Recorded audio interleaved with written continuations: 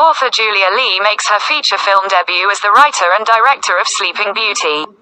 It is apparent that at this point in time she does not have the skills to execute her superb allegorically charged ideas. She is getting at something captivating, but has no idea how to make the gaping emptiness on display feel interactively contemplative.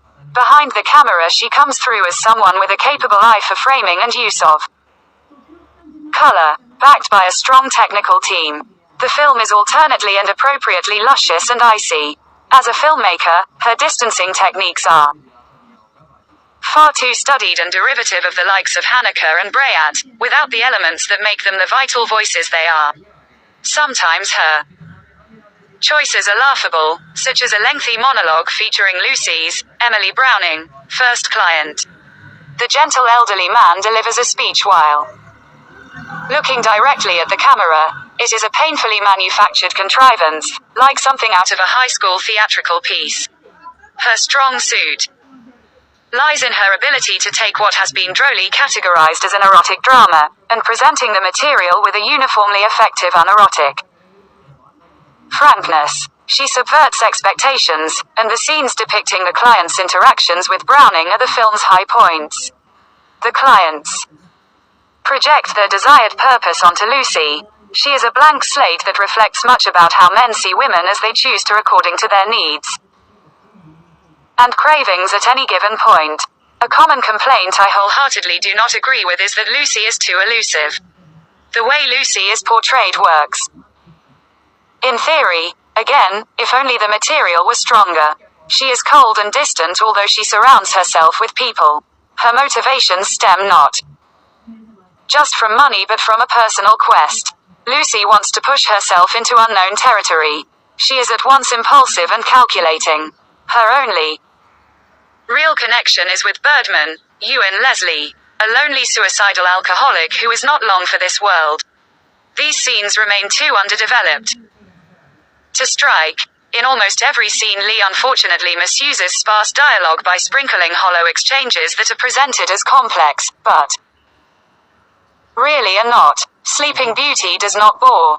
I just found myself constantly wishing that the filmmaking and dialogue were up to par with her ideas. Lucy may seem passive but the opposite is true.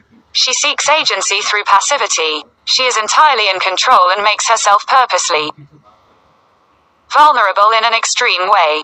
In a world where women are constantly subordinated, Lucy is trying to make the most of this by turning the needs of men into her own opportunities for experience and money.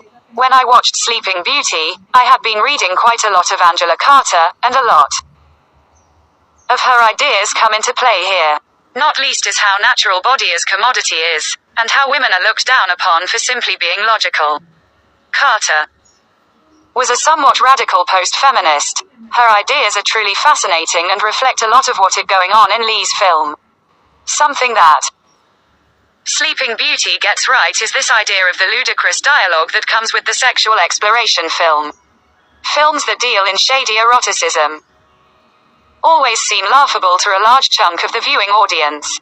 To me, though, these kinds of films have an ongoing absurdist trope that always elicits laughter. There's a self-conscious stiffness at work that, whether Lee meant it or not, comes through as a knowing acknowledgement of a long line of arty erotically labeled smut films that came before.